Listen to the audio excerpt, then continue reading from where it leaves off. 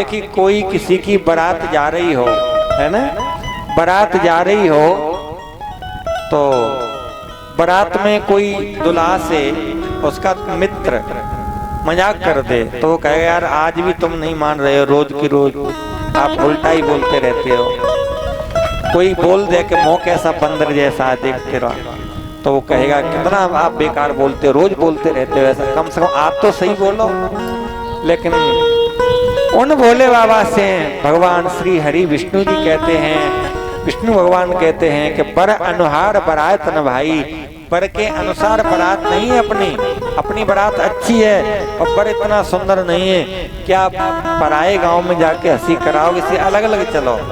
तो शंकर जी को बुरा नहीं लगा, क्योंकि मन ही मन महेश मुस्काई, हर के व्यंग वचन नहीं जाई।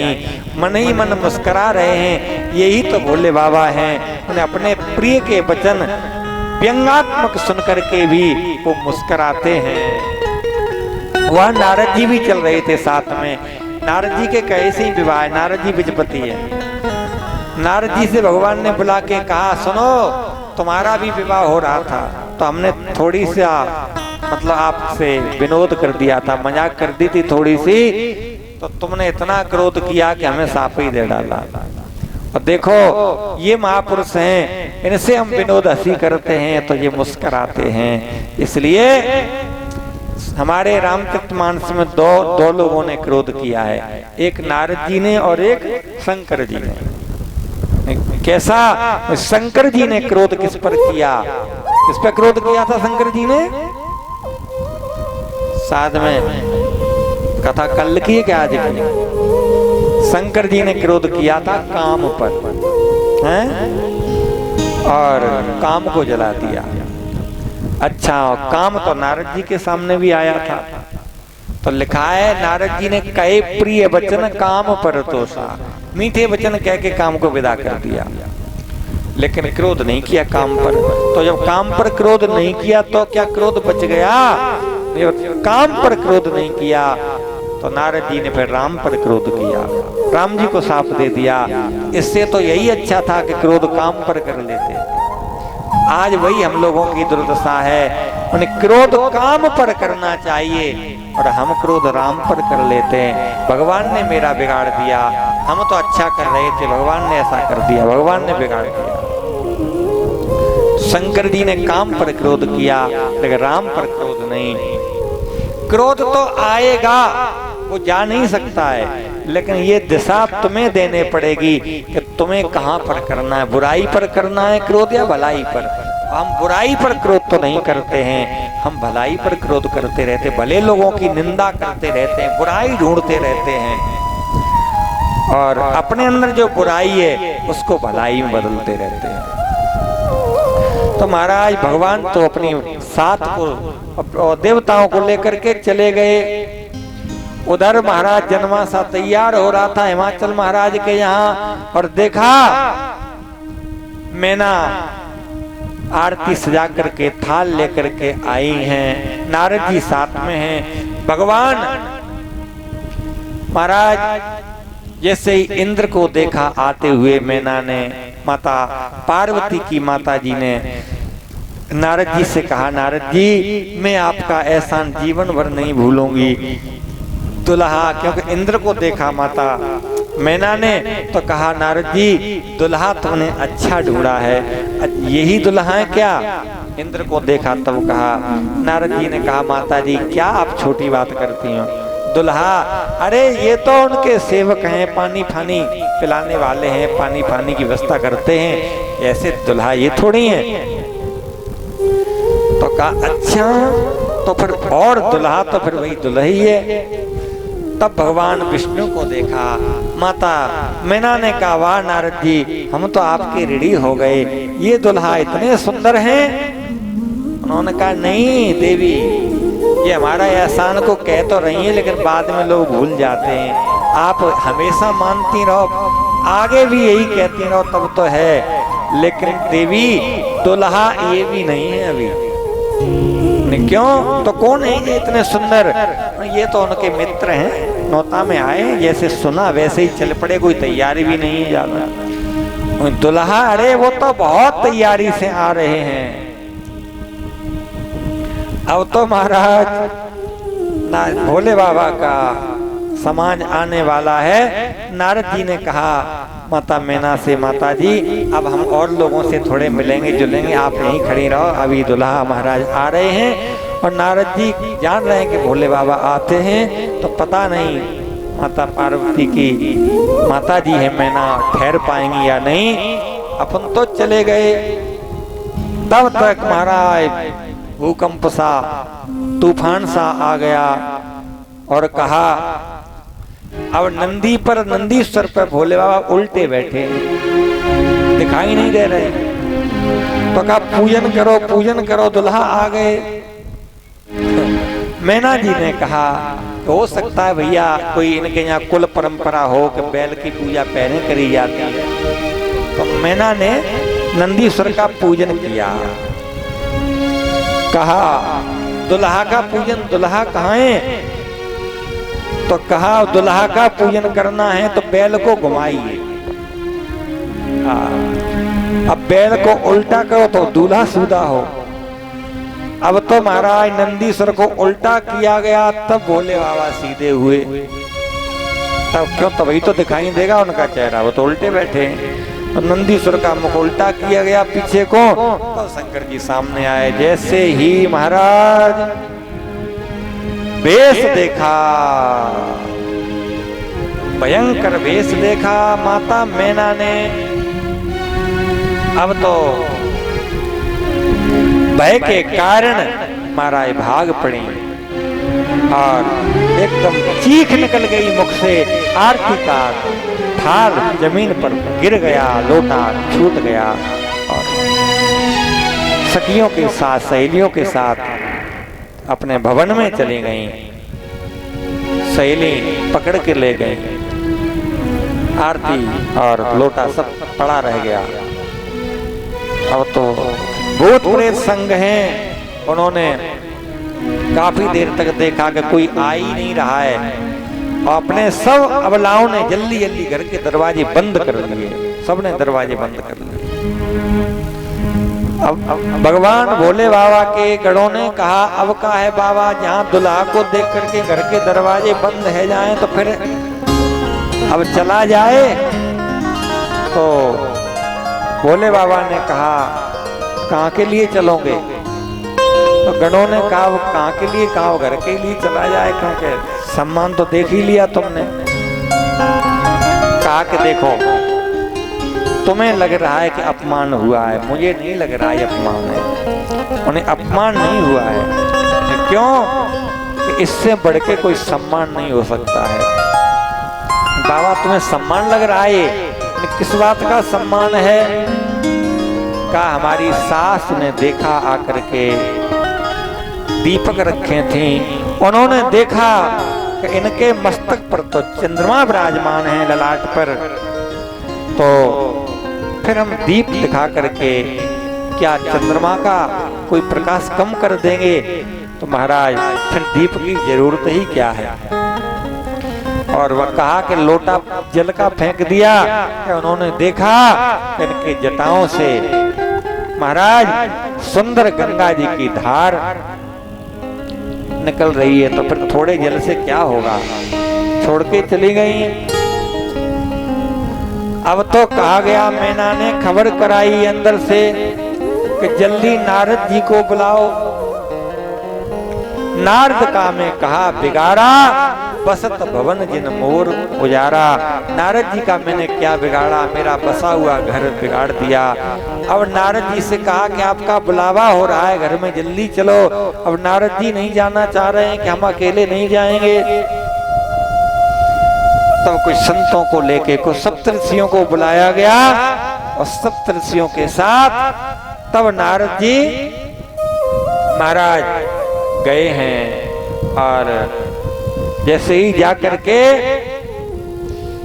माता मैना ने कहा आपका मैंने क्या बिगाड़ा था?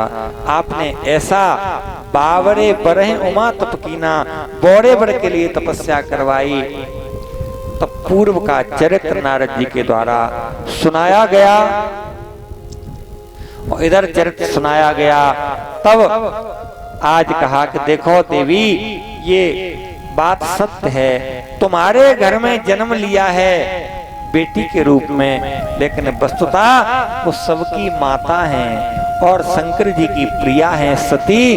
क्योंकि एक बार इन्होंने शंकर जी एक बार शिव कहा न कीना और ब्रह्म बस वेश सीय कर लीना। ब्रह्म के कारण वेश सीता जी का धर लिया था, उसी अपराध के कारण भोले बाबा ने त्याग दिया। अब जन्म तुमरे गेह, अब तो सिय वेश सती जो कीन ते अपराध शंकर पर हरी। हर विरह जाय बहोर पितु के जग की जोगा नल जरी। अब जन्म तुमरे भवन निजपत लाग दारुण तप किया।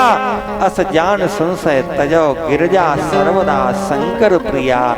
गिरजा तो हमेशा से शंकर जी की प्रिया है और तुम्हें तो ये सौभाग्य प्राप्त हुआ है। वो साक्षात भोले बाबा हैं, ईश्वर हैं।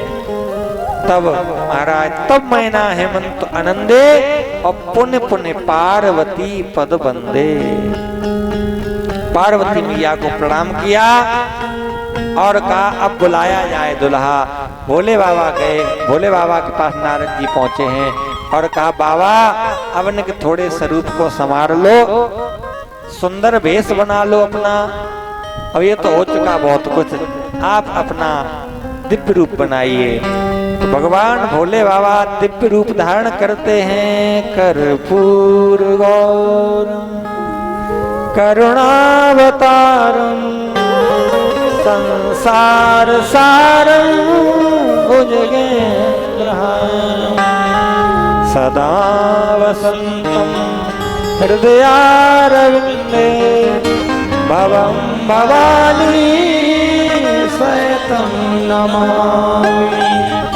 महाराज कर्पूर वर्ण हो गया उनका, कपूर जैसा सुंदर वर्ण है और ऐसा सुंदर वर्ण हो गया। कहा गणों को बुलाइए। अब तो गणों ने तो बैठक वहां मीटिंग चल रही थी, आपातकाल मीटिंग, इमरजेंसी में सब भूत प्रेतों को बुलाया गया कि कुछ भी हो सकता है। क्यों?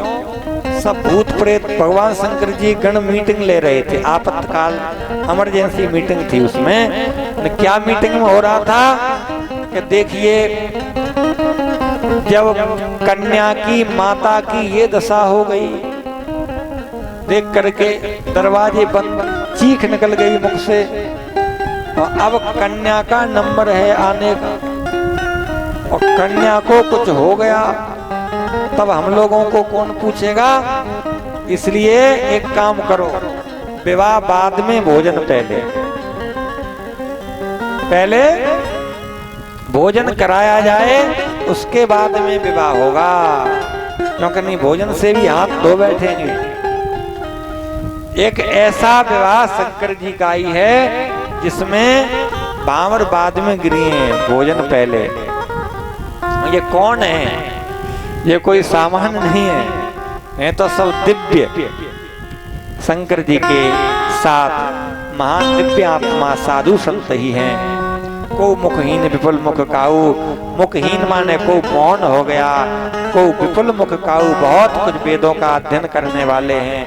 ऐसे ऐसे महापुरुष हैं। लेकिन कहा कि पहले भोजन होगा तब कुछ, उसके बाद में किया जाएगा, भोजन की तैयारी करो। कहा ठीक भाई। देखिए राम जी की बारात जा रही थी, राम जी की बारात, और राम जी की बारात में सगुन ही सगुन जा रहे थे, मंगल ही मंगल। असुगुन भी तैयार हो गए बारात में जाने के लिए। कौन? असुगुन। तो असुगुन तैयार हो गए बारात में जाने के लिए। तो इंद्र ने देखा कि राम जी की बारात में असुगुन भी जा रहे हैं। इंद्र ने हाथ में वज्र उठाया और कहा एक भी यदि आगे बढ़े तो सबके पैर तोड़ देंगे। राम जी की बारात में कोई असुगुन नहीं जाएगा। अब असुगुन खड़े खड़े रो रहे थे।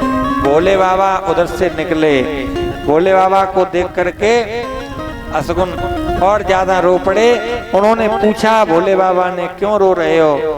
तो असुगुनों ने कहा कि हमें बारात में जाने के लिए इंद्र ने मना कर दिया है, हमें कोई पूछ ही नहीं रहा है। भोले बाबा ने कहा चिंता मत करो, तुम सब हमारी बारात में चलना, हम ले चलेंगे। तो वो ही सब जा रहे हैं।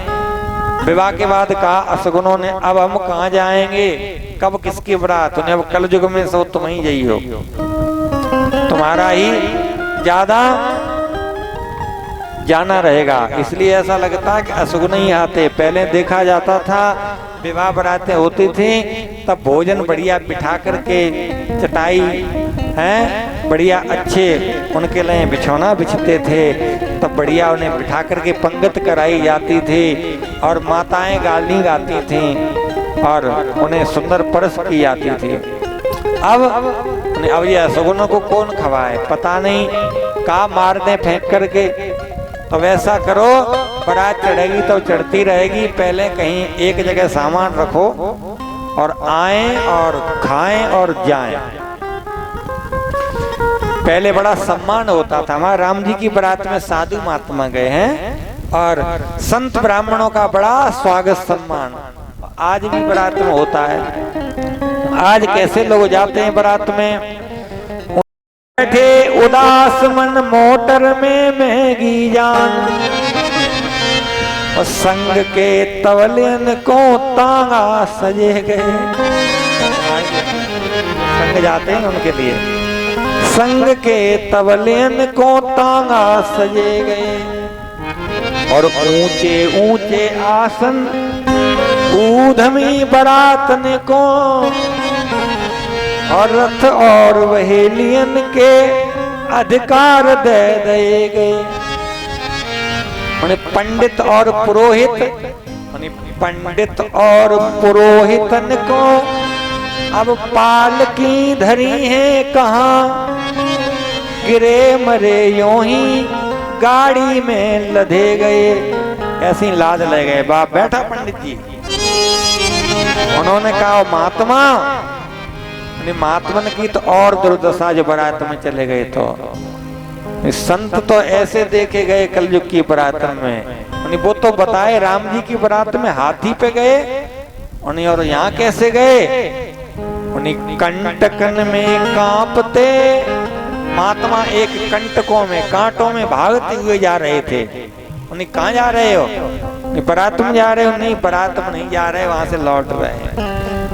कंटकन में कांपते विनीत सो संत देखे, जो हाथन पे जात थे वो हापत चले गए। जो हाथन पे जाते थे वो हापते हुए भागते हुए निकले कि कैसे जान बची तो लाख हो पाए। तो ऐसे आज का समाज अब तुम्हारा पंगत होने लगी है, और पंगत में सर्वसम्मति से महाराज क्या हुआ, पंगत तैयार हो रही है भोले बाबा की, और उसमें भूत प्रेत तो पत्तल ही खा रहे हैं। और जो पत्तल रख गए तो पत्तल सफा, कुल्लड़ रख गए तो कुल्लड़ सफा। तो कब एक जगह रख दो, चाहे खाएं चाहे जाएं। तो रख दिया सामान, उसका मतलब बफर, और वही खा करके अपने विदा। इसके बाद भोले बाबा का सुंदर विवाह हुआ है। आय सिंहासन अति दिव्य सुहावा, जाय न वर्ण विरंच बनावा, बैठे सिख विप्रन सुरनाई, हृदय सुमरन प्रभु रघुराई। और महाराज आज माता पार्वती के साथ सुंदर विवाह हुआ है। सुंदरता मर्यादा भवानी ते श्रृंगार में कहो बखानी, जस विवाह के विद सुत गाई, महामुनन सो सब करवाई। सुंदर रीत प्रीत से विवाह हुआ। बामरी गिर के हिमाचल महाराज ने सुंदर विदाई और अच्छा सम्मान किया सबका। और आज भोले बाबा माता भवानी पार्वती के साथ चल देते हैं कैलाश के लिए।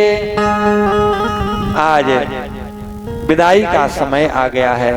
श्री माता मैना समझा रही हैं अपनी पुत्री को लेकिन आज तो समझाने की बात तो छोड़ो, पहले ही कह दिया जाता है, कोई कुछ कहे तो तत्काल बता देना।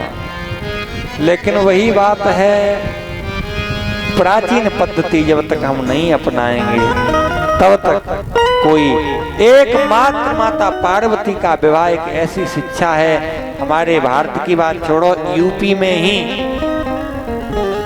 कम से कम 5 वर्ष में 50,000 से ज्यादा कन्याएं, माताएं आत्महत्या कर लेती हैं। क्यों? यही बात है, ये खराब है, वो खराब है, और लेकिन किसी के पास समाधान नहीं, न सरकार के पास समाधान है, न किसी अधिकारी के पास, न किसी वैज्ञानिक के पास समाधान रामचरितमानस में है। पढ़ लेना, माता पार्वती की जो माता जी हैं मैना, उन्होंने कहा कि मैं तो अपनी पुत्री को लेकर के कूद जाऊंगी अग्नि में, समुद्र में कूद जाऊंगी, आत्महत्या कर लूंगी। तब माता भवानी ने कहा, हे माता जी क्यों कलंक लादती हो, कर्म लिखा जो बावर नाऊ, तो कत दोष लगावो काहू। यदि भाग्य में बावला ही पति लिखा है तो तुम दोष किसे देंगे। तो प्रत्येक कन्या को उसकी माता या कन्या ये समझे कि हम दूसरे को, ससुराल पक्ष को बुरा भला बोलते रहते हैं, भैया हमारे भाग्य भी तो कहीं न कहीं जुड़ रहे हैं। हमारे भाग्य इतने उत्तम होते तो क्या उत्तम घर संसार में है नहीं, सब कुछ है, सकल पदार्थ है जग माही, लेकिन कर्महीन नर पावत नाही। तो अपना भी मान लेना चाहिए प्रारब्ध, ये विचार कर लो कि हमारे भी भाग्य तो कुछ रहे होंगे, तो फिर क्यों आत्महत्या करने की जरूरत पड़ेगी। अपनी कन्या को समझाता नहीं है कोई। यहाँ पर माता मैना ने अपनी पुत्री को समझाया है, बहु विधि उमा।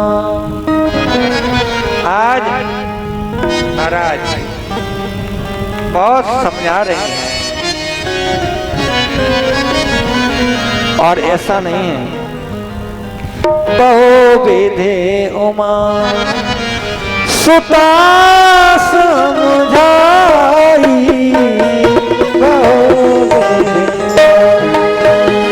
सुता समझाई, बहु विधि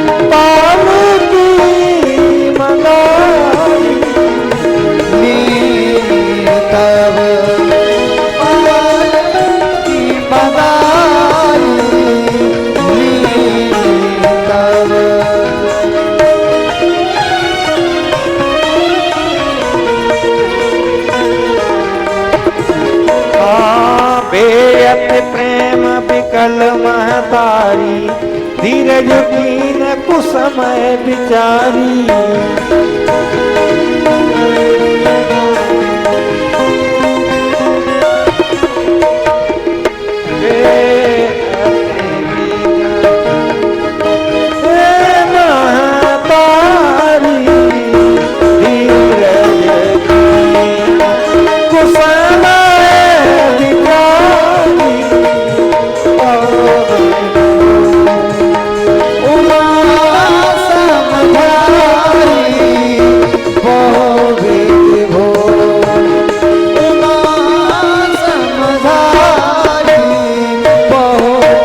वो।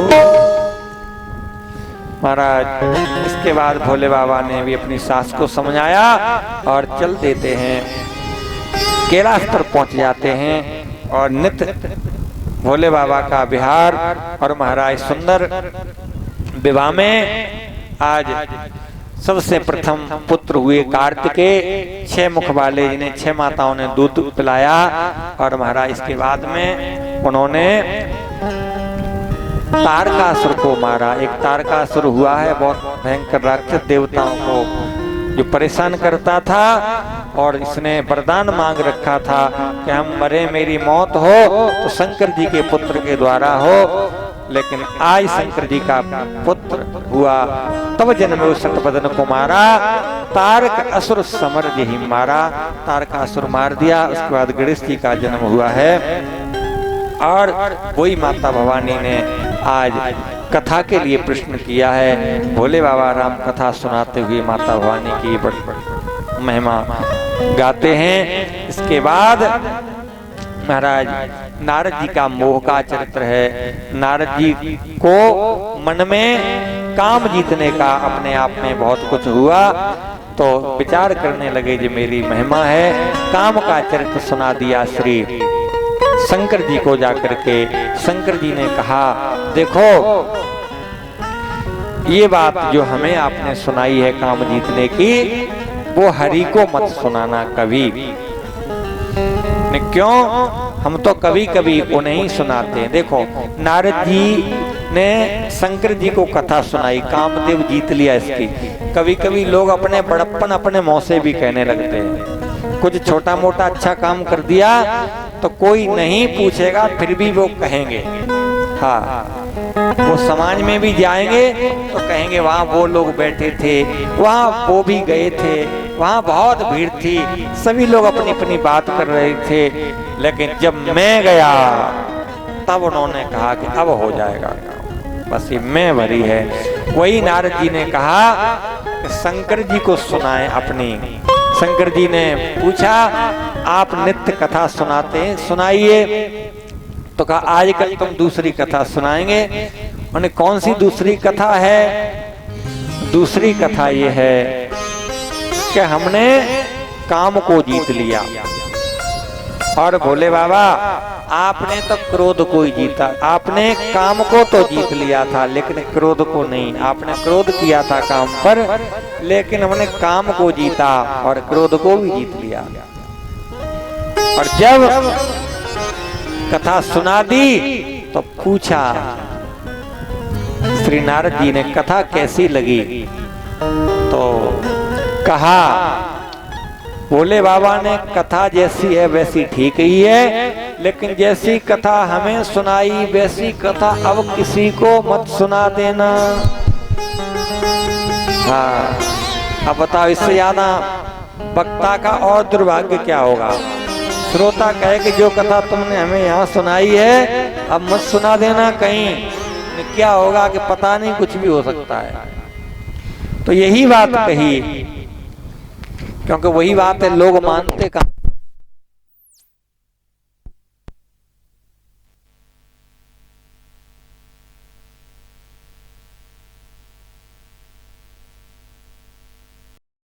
भगवान को सुनाते हैं। शंकर जी ने कहा उन्हें ही मत सुनाना और किसी को सुना भी दो, लेकिन शिव दी ने उपदेश हित नहीं नारद हैं सुहान। क्यों? शंकर जी का मत था, जैसे कोई व्यक्ति कहे, ध्यान देना, कोई व्यक्ति कहे कि देखिए लोग लाठी मारते रहे, लोग पत्थर फेंक फेंक के मारते रहे हमारी ओर, और क्या बताएं अंत में गोलियां भी लोग मारते रहे, लेकिन हमारा कुछ नहीं बिगड़ा। उसके बाद में पूछने वाले सुनने वाले ने कहा कि इतना सब कुछ लोग करते रहे, सब कुछ लोग करते रहे तो तुम बच कैसे गए? तुम कहाँ थे? तो उसने कहा हम तो किले के अंदर थे। तो कहा बड़े भैया आप महान हैं, लोग मारते रहे, ये महिमा तुम्हारी थी या किले की, किला की थी? ये महिमा आपकी नहीं है, ये तो महिमा किला की है। अब कोई वही बात नारद जी कह रहे हैं कि हमने काम को जीत लिया, हमने ये सब कुछ कर लिया, लेकिन महाराज भोले बाबा ने कहा उस समय आप कर क्या रहे थे? तो नारद जी ने कहा उस समय हम भजन कर रहे थे, भगवान का ध्यान कर रहे थे। तो श्री शंकर जी ने कहा तो महिमा तुम्हारी नहीं थी, महिमा भगवान के ध्यान की थी, लेकिन अब मत बोल देना। तो वही बात नहीं माने, भगवान को सुनाया और भगवान ने परीक्षा के लिए, क्योंकि नारद जी को आज बहुत बड़ा भ्रम हो गया है विश्व मोहिनी के द्वारा। वही बात हुई, नारद जी विवाह के लिए तैयार हो गए। जिन्होंने काम जीत लिया था वो विवाह के लिए तैयार हो जाते हैं और अंत में महाराज अभिमान टूट जाता है, साप देने के लिए भी तैयार हो जाते हैं नारद जी भगवान को। और देखिए भगवान बीच में ही प्रकट हो जाते हैं। जैसे भगवान बीच में प्रकट हुए तो श्री हरि के साथ में लक्ष्मी जी हैं, और कौन है? और वो राजकुमारी विश्व मोहिनी है। देखिए दोनों महापुरुषों को मोहित किया है भगवान ने, शंकर जी को भी और नारद जी को भी। शंकर जी को मोहित किसने किया था? मोहिनी ने। और नारद जी को विश्व मोहिनी ने। लेकिन बात यह शंकर जी से और विश्व मोहिनी भगवान से संपर्क से उन प्रेम के कारण हनुमान जी का जन्म हुआ, वो प्रेम प्रकट हुआ। और यहाँ पर भगवान को साप दे दिया नारद जी ने। तो जब हर माया दूर निवारी नैतः रमान राजकुमारी, इसके बाद कह दिया प्रभु ये क्या हो गया, मैंने साप दे दिया। तो वही कहा कि आप जाओ, कोई बात नहीं है, मेरी इच्छा थी। तो कहा प्रभु आपकी इच्छा भले ही है, लेकिन अपराध तो हमसे ही हुआ, हमारे द्वारा अपराध लग गया, अब मुझे शांति कैसे मिलेगी?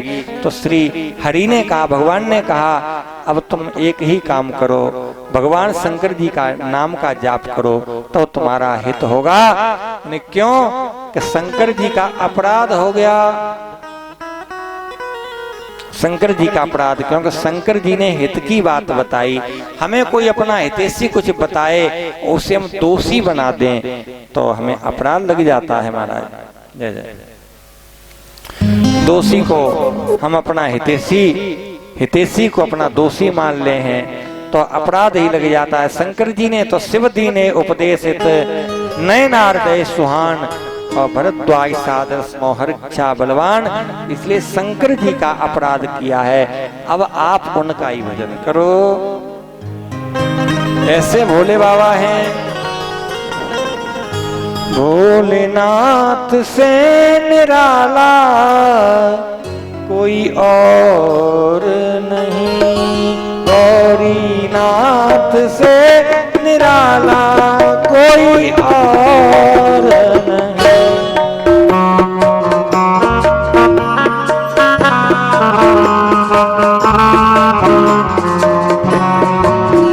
भोलेनाथ से निराला कोई और नहीं, गौरीनाथ से निराला कोई और नहीं, सतनाथ से